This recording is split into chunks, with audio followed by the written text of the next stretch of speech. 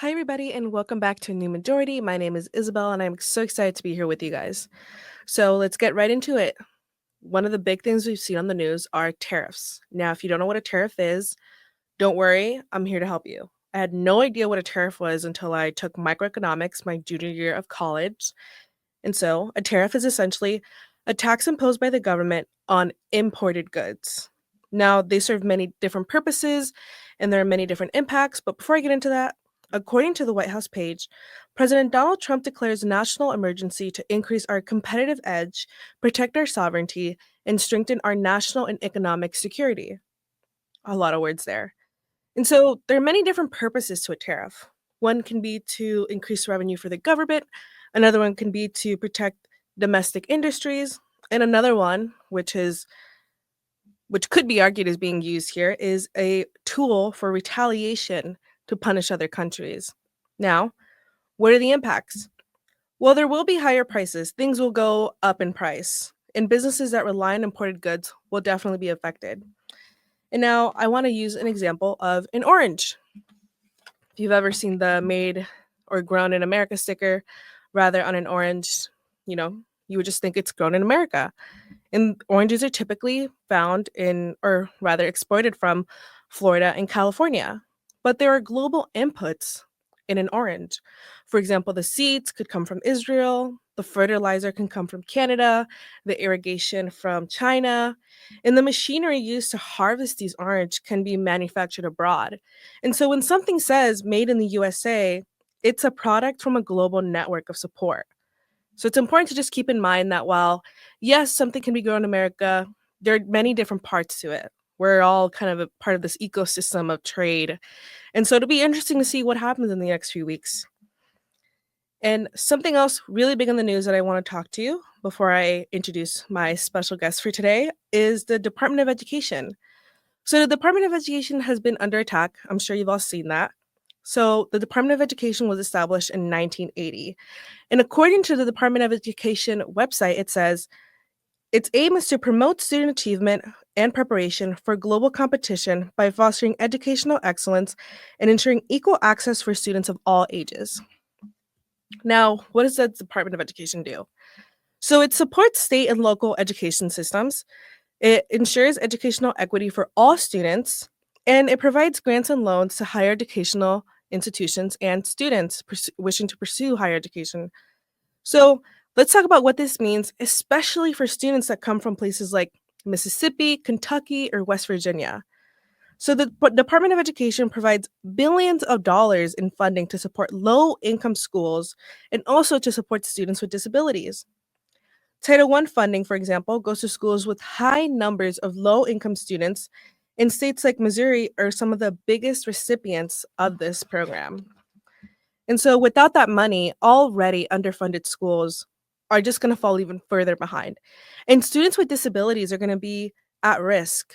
The IDEA, Individuals with Disability Education Act, is a federally funded and enforced program. So, without the Department of Education, there's no guarantee that students will get the support they need. And that means that no one will be held accountable if these students do not receive these resources. And so, if you're a college student and you want to know what the Department of Education means for you, if you take out any student loans or are a benefit of the Pell Grant, I don't know. I mean, we don't know what's going to happen, but this will be affected, especially because these are federally administrated programs. And so, if they get rid of this, what this means is that many students will not be able to afford to go to college. This is basically kind of a tool for students to be able to pursue higher education. And so, in wealthier states, local taxes might fill up that gap. But what about states already struggling with poverty and low tax revenue? Students will be hit the hardest. Education inequity wouldn't just grow, it would explode. And so many people say, leave it up to your state, you need local control. But if your state can't afford to help you, it's your fault. Too bad. This is very important when addressing concerns of educational equity.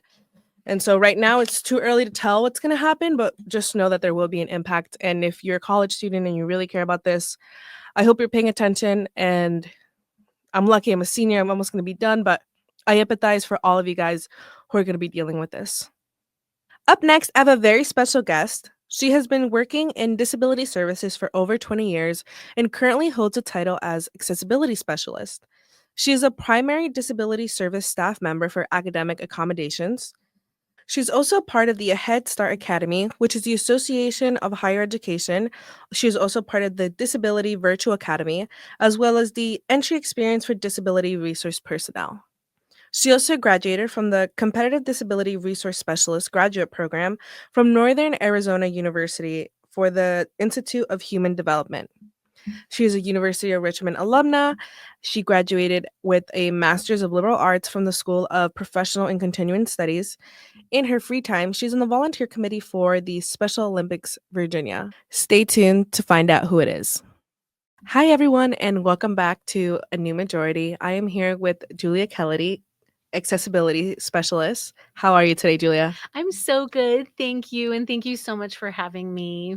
Yeah, thank you for making the time and thank you for your work. I think a lot of people may have a lot of misconceptions about what an accessibility specialist is and what type of people that you deal with. And so um, many people think of disability as just one thing. It may be easily discounted because people don't necessarily think about invisible disabilities. And so they might not understand what that means. And I think it's important for people to know. And so for everybody out there, what is a disability? Absolutely. In my work, we define it rather formally because we utilize the definition that is provided in the Americans with Disabilities Act. And that has three qualifications for people with disabilities. The first is a person who has a physical or mental impairment that substantially limits one or more major life activities. The second is a person who has a history of such a record of a disability. And the third is someone who is perceived by others to have such a disability. When you just hear the definition like that, it does sound super formal. Yeah. And once we apply it to our work, it does make more sense as to why it's described in that way. Yeah. Thank you so much. And I do find working with people with disabilities to be very interesting and very versatile. And so I'm wondering what made you want to enter this field? Oh, yeah. Thank you for asking. So, I would say on a personal level, from a very young age, I had the blessing of having people with disabilities in my life, whether it be family members, friends, family friends. And so I was able to witness from an early age the different types of challenges that people with disabilities of different types face. And I was blessed to be inspired by how they overcame those challenges. And then later on in my life, working here at the university, I had been here for many years and was the assistant to the vice president for student development, who advocated to get the first ever dedicated director of disability services here. And he asked if I would help the director with some limited scheduling, answering of phones, that kind of thing, until he could potentially get some more staff for that office. Hmm. And so I, of course, said yes. And then when I started to dip my toes into the world of disability services and higher education, I got so passionate and just wanted to learn everything that I could. So I went back for a second graduate degree and I got a graduate certificate from Northern Arizona University as a disability specialist. And so that really helped to bolster my education to make me qualified to apply for the job that I'm currently in, which is the accessibility specialist who reports to the director of disability services. And I love my job so much. It's not just a way I can provide for my family, it's a vocation for me. And I find it to be very meaningful and very rewarding. Yeah, thank you so much. And I think people may not know that you also do like academic accommodations. And so, me myself, using those resources, really appreciate how the disability office here is so welcoming and kind of very nurturing. And yeah, I really appreciate your work, really appreciate what you do. And I think it's wonderful that you were able to lean into this position after, they advocated for a dedicated person to deal with having accessibility on campus for people with disabilities, because it's really important to not overlook marginalized people in society. And so I think it's amazing that the school did that. Absolutely, I agree completely. Yeah. And so I think right now we're kind of in this interesting time, right? And I think just overall, throughout history, people with disabilities have always kind of been on the margins of society. And so, what do you think is one misconception that people have about people with disabilities? Thank you. That's a great question. I would say that one assumption that people make is that they need and want active assistance when they are facing boundaries or challenges due to their disability.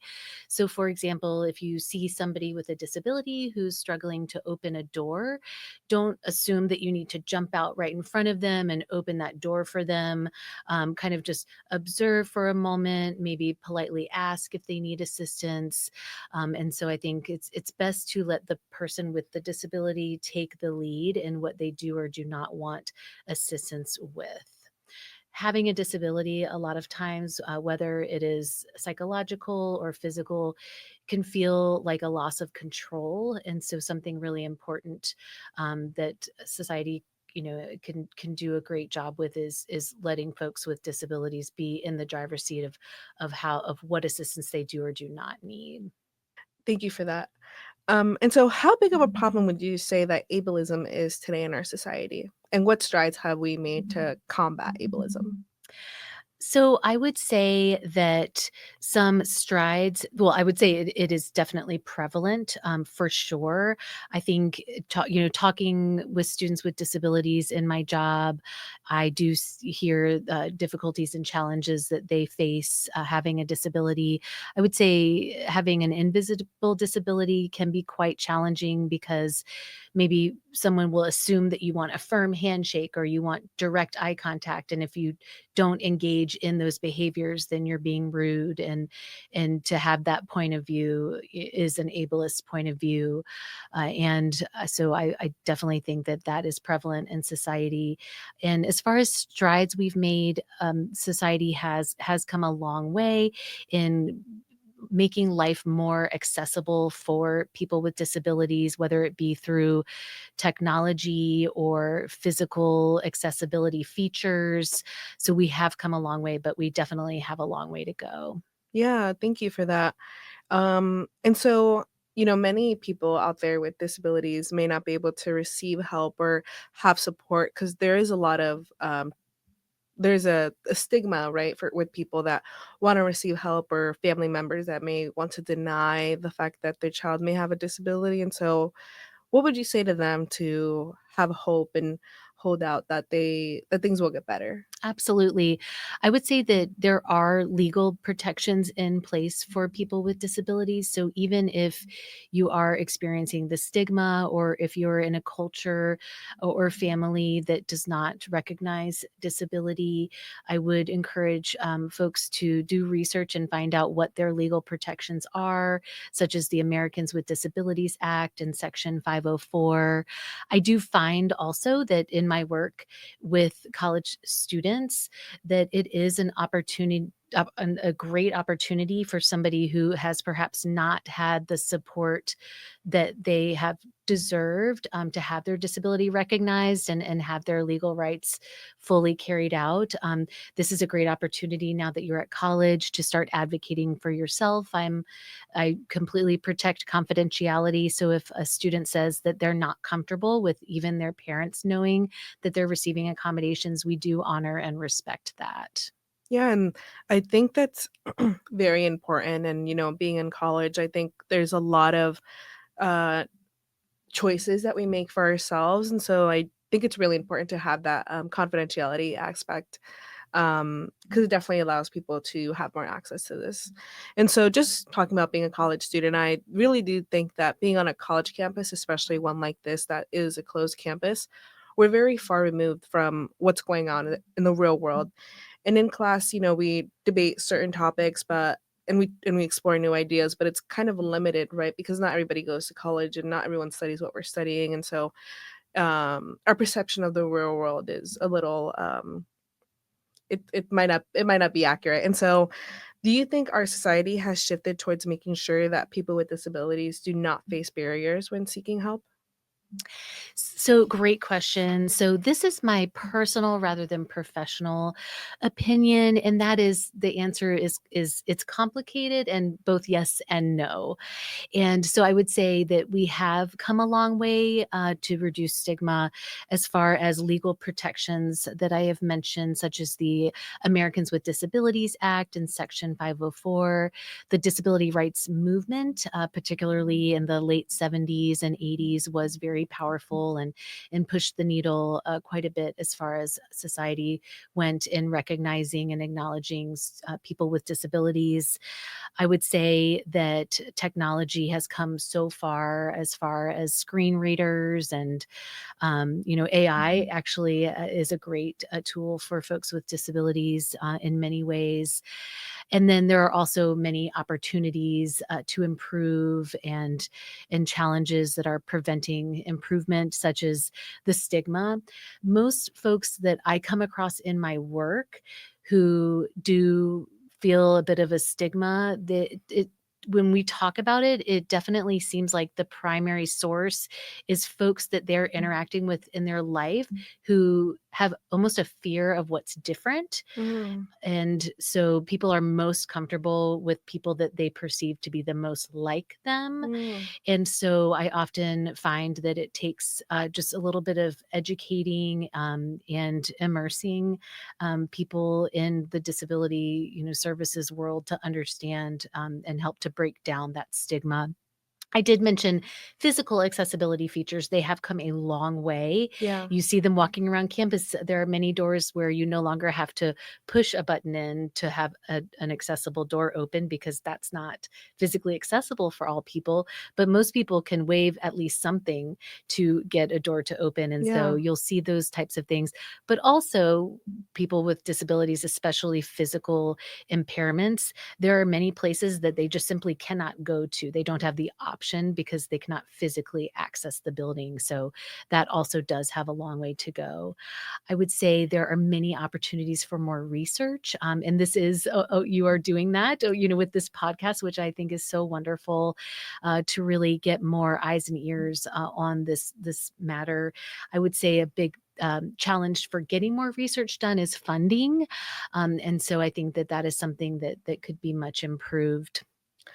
Yeah, and thank you so much for that. I think one thing a lot of people don't think about is, having like a ramp or having, a door that you don't need to touch to move. But I think sometimes, especially there was one weekend where I sprained both my ankles and I could barely walk. So I was like on crutches and it hurt to just move around. Yes. But even though I would say we have a relatively accessible campus, right? Because you don't necessarily need to go through stairs to get anywhere, but there is an incline on a lot of campuses. And so I think, there's always so much room and where we can improve. And even if it's like having a bus that goes around campus or something like that, I think there's always space to get better in those aspects. I agree completely. And when I'm talking with a prospective student who has a physical impairment, I do encourage them to come visit campus and see how Mm, they're able to navigate around because currently we do not have a daytime shuttle around our yeah, campus, which is pretty typical for a school of our size. Typically, it would be a larger school that yeah, would be able to fund a shuttle. That is something that we hope and dream might happen yeah, eventually for our campus. But it is a reality for students that are looking at schools that some schools are not going to be able to be accessible for them because we cannot flatten the land here, and we do have a pretty hilly campus. So I appreciate you mentioning that.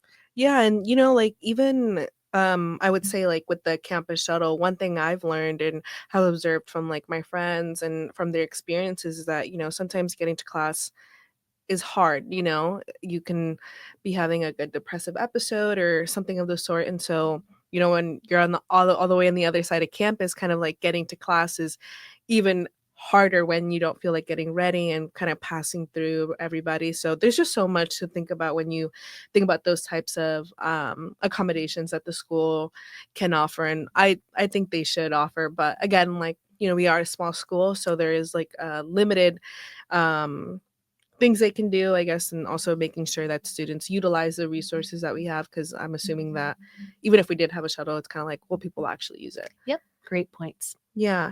And so, like, again, historically, we've seen, a lot with policy making and just the treatment of people with disabilities. And so, have you observed any long lasting impacts or resistance from historical stigmas about people with disabilities within educational institutions?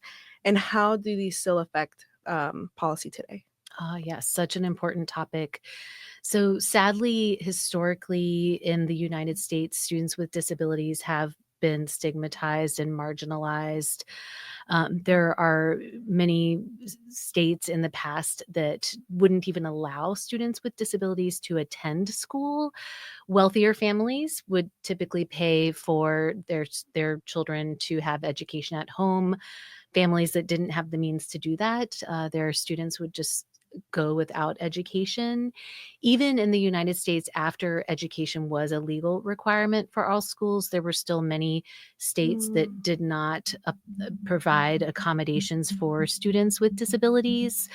The responsibility of creating accessible and equitable educational environments was still put very much on children and families, and even in today's culture, I do, a lot of my uh, sons friends, parents will say that they do have that challenge still, that they're feeling like as a parent, they have to advocate so much to get so little. yeah. That's not everybody's story. I do hear some of my friends who are parents say that they're very pleased with the process of accommodations in high school and college, but a lot of places have a long way to go.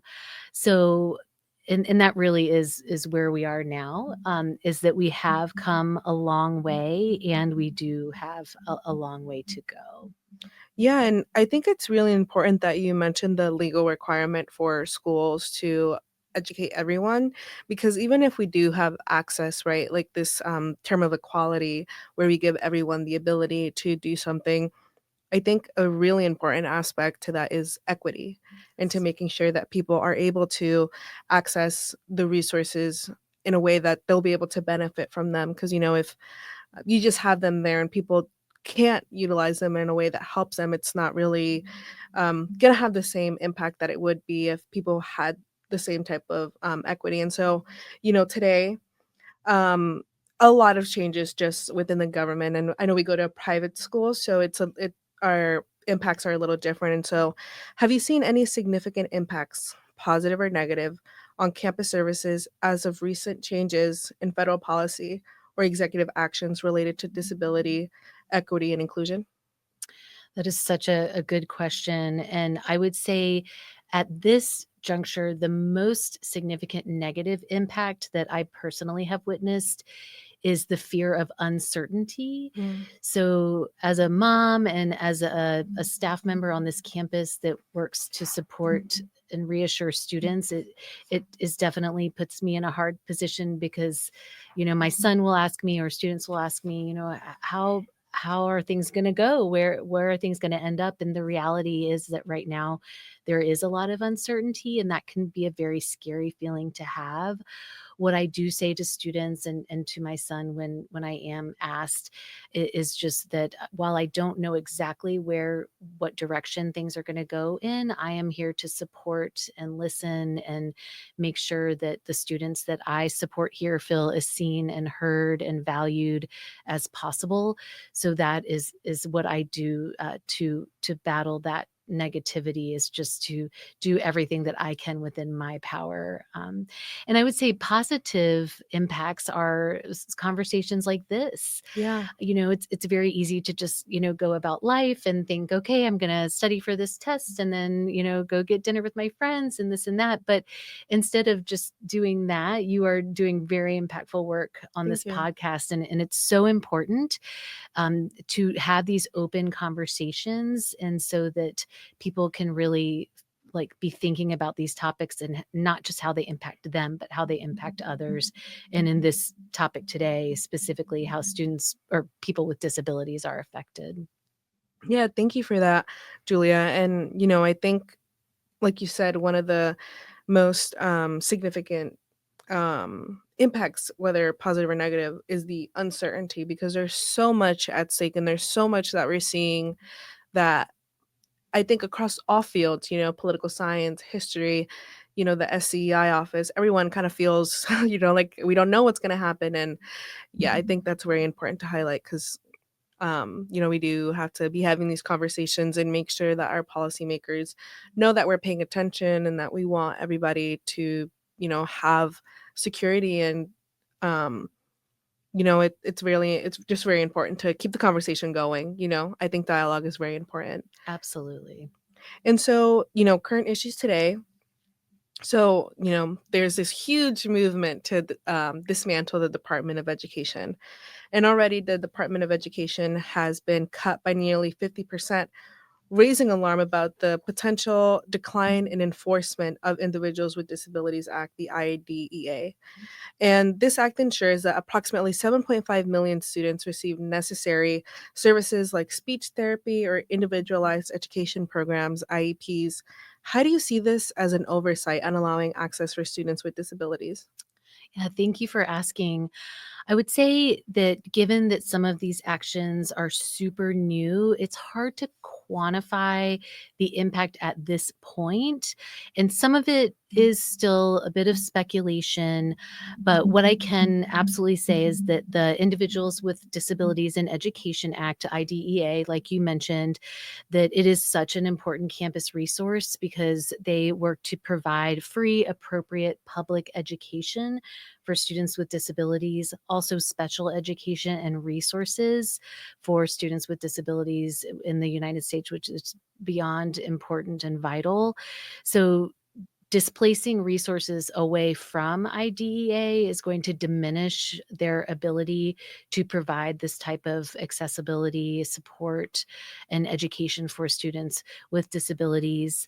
I also do know that university leadership is keeping a close eye and monitoring where everything is going Mhm. and doing a lot of proactive planning, thinking, thoughtful planning to make sure that our students are protected as much as possible, all students, including students with disabilities.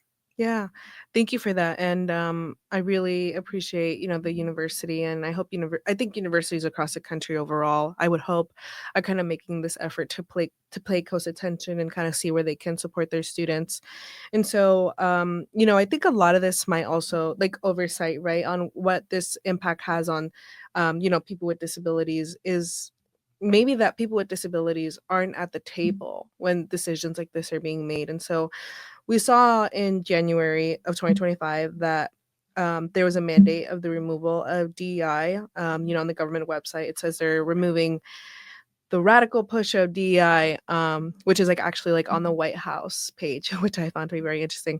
And critics argue that this could lead to the erasure of critical health information, public health, scientific research, and other minority groups, including those with disabilities. And so how do you see intersectional issues like race, socioeconomic status, or gender interacting politically with disability rights advocacy?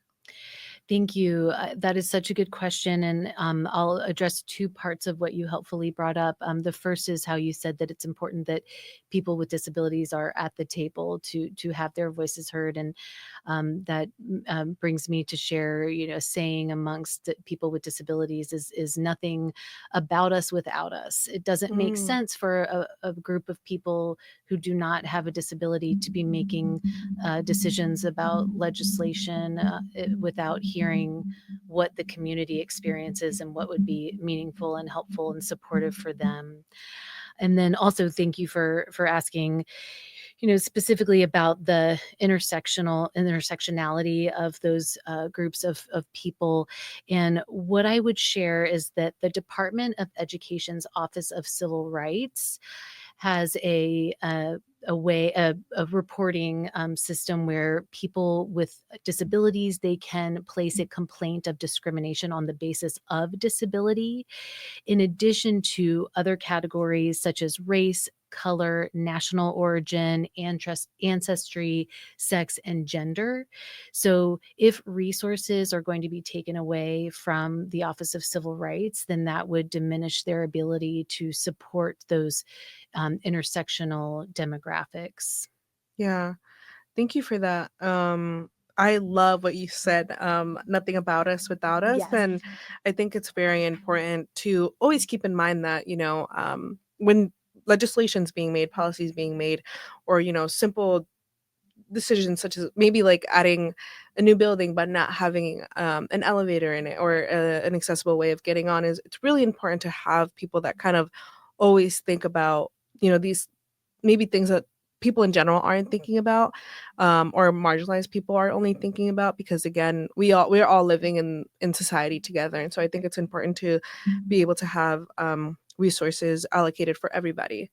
And so, next up, there's a lot of proposed federal budget cuts, including significant reductions to Medicaid, a program that provides health insurance to 1 in 5 Americans, including those with disabilities. Such cuts could jeopardize essential services and supports that individuals with disabilities rely on for daily living and healthcare. How do you think this will unfold, especially for young children who need tests and other resources to understand their disabilities? Ah, it it just makes me start to tear up even Yeah. hearing that question be asked. And it is admittedly a very challenging question and a very important one to ask, and I appreciate you asking it. I would say that on a personal note, I hope and literally pray that our young children with disabilities are ultimately protected as much as possible. Yeah. And what that exactly will look like, I don't know, at this time, but I do, I do enjoy reading and seeking out news articles and information on what people are doing to advocate for our youth with disabilities. Yeah, and it's it's hard to, I guess, like, ask this question, but I mean, do you see maybe potentially either like the rise in deaths or rise in not receiving an education anymore, or um I guess, like, do you anticipate maybe that there could be some type of um consequence where people with disabilities are dying?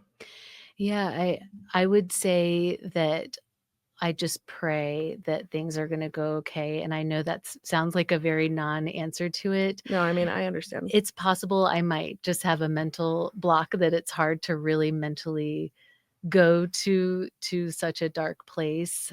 Yeah.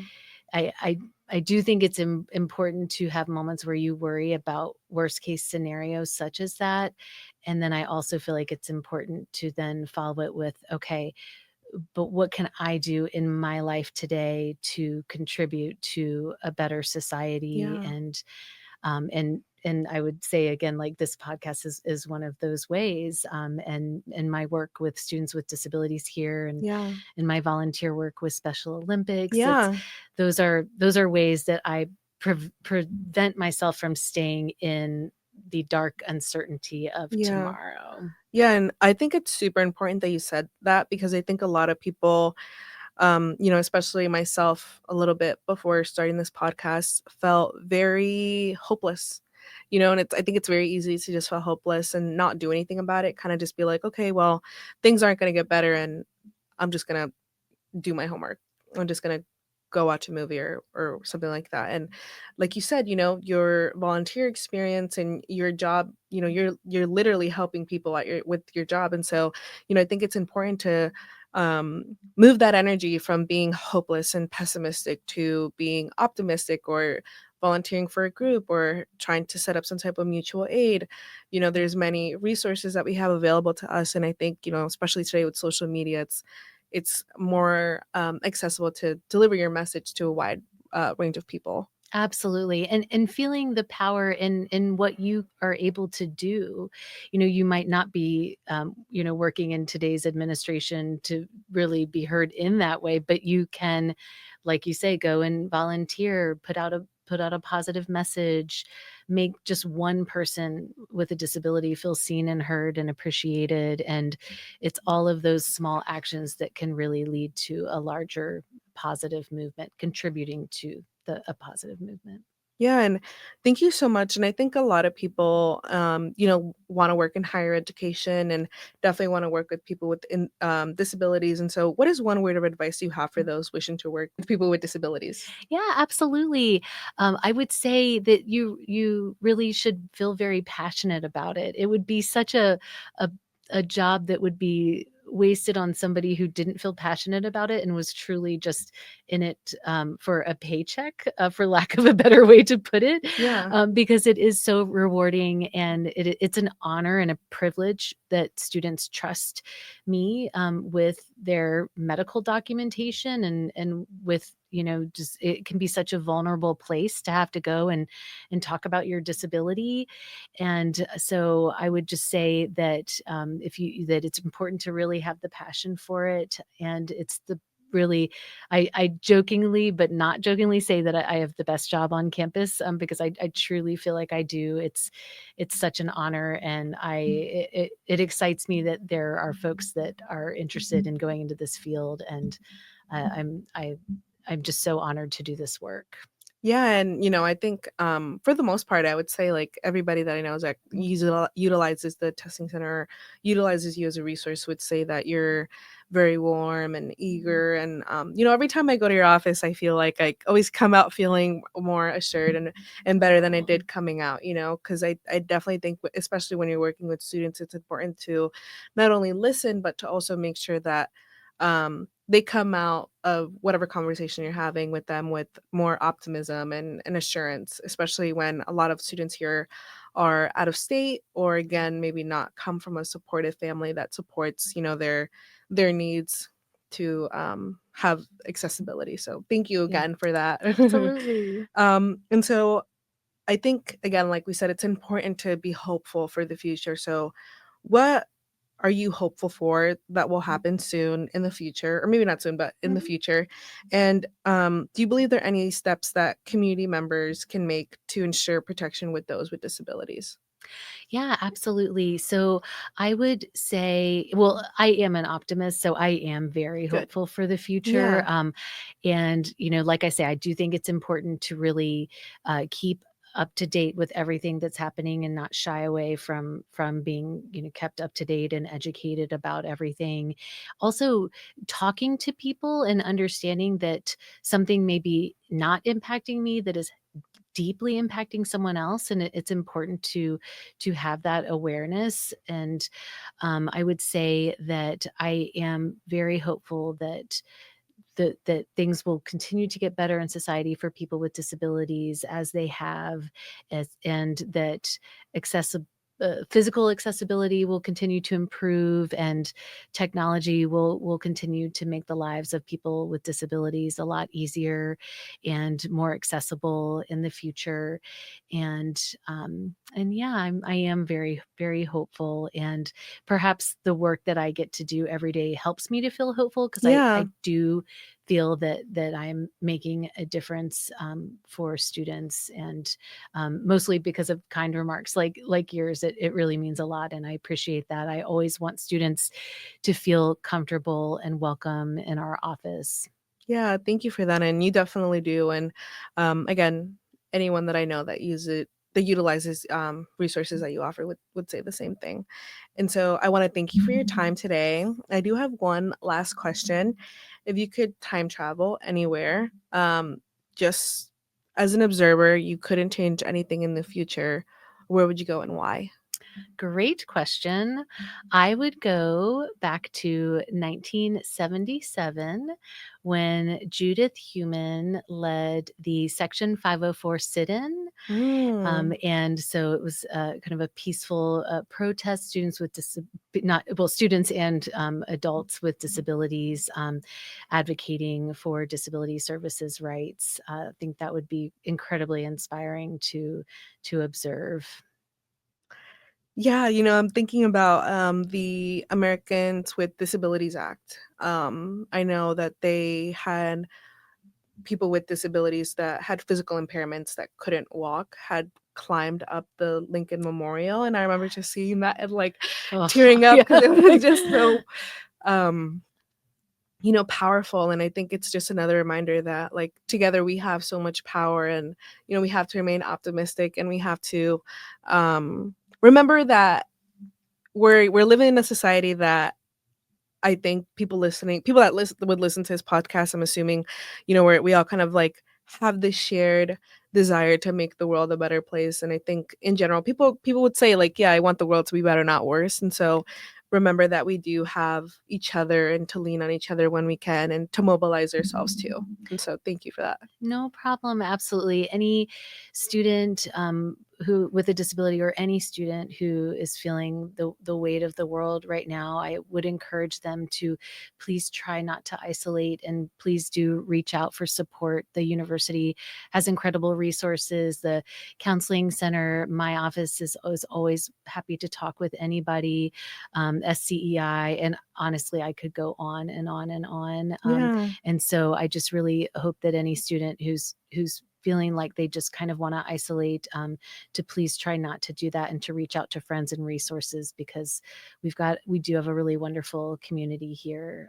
So yeah. Yeah, thank you for that. And I think what you said is really important. I think isolating is the easiest thing. I mean, the hardest thing, but the like default thing to do when you're going through a hard time. And I think what you said is really important. There are so many resources on this campus, but a lot of resources on campuses all around the country and in just a community in general, if you're not on a college campus, and definitely utilize these resources and take advantage. And remember that we're all here together living through this together in this time together. And so Yes. thank you so Yes. much, Julia, for that, and thank you so much for all your insights today. I really appreciate Oh my that. gosh, And this is a complete honor. You're doing incredible work here. I'm so impressed with you, and I just thank you so much for your time and for having me. This has been really wonderful. thank you so much. Tune in next week for our next episode. Thank you, guys.